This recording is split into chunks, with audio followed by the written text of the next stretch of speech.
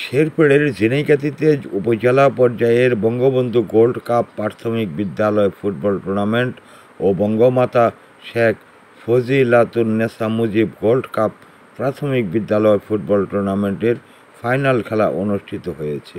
11 জুলাই বৃহস্পতিবার বিকেলে স্থানীয় শেখ রাসেল মিনি স্টেডিয়ামে এই খেলা অনুষ্ঠিত হয়।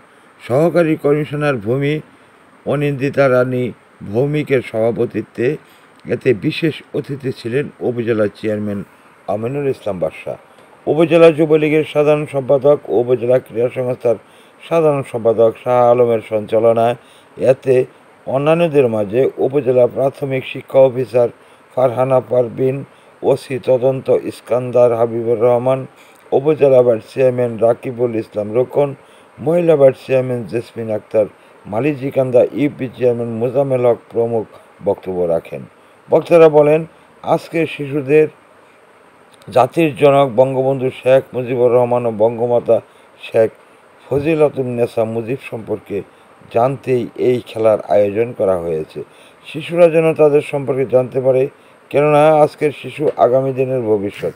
আয়োজক কমিটির সূত্রে জানা যায়, উপজেলার 60টি ইউনিয়নে 161টি সরকারি প্রাথমিক বিদ্যালয় থেকে ইউনিয়ন পর্যায়ের খেলে চূড়ান্ত পর্বে উঠে আসে 7টি বালক এবং 7টি বালিকা দল। এই 14টি দল উপজেলা পর্যায়ে খেলে মালিজিকান্দা বনাম নলকুড়া ইউনিয়ন বালিকা দল এবং মালিজিকান্দা বনাম হাতীবান্ধা বালক দল ফাইনালে পৌঁছেছে। এই ফাইনাল খেলায় মালিজিকান্দা বনাম নলকুড়া ইউনিয়ন বালিকা দল 1-0 গোলে এবং মালিজিকান্দা বনাম হাতীবান্ধা বালক দল 2-0 গোলে জয়লাভ করে।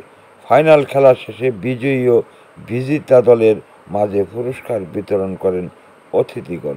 উক্ত খেলায় প্রশাসনের বিভিন্ন স্তরের কর্মকর্তা, রাজনৈতিক নেতৃবৃন্দ, বিভিন্ন শিক্ষা প্রতিষ্ঠানের শিক্ষক শিক্ষার্থী সহ ক্রীড়ামোদীরা উপস্থিত ছিলেন।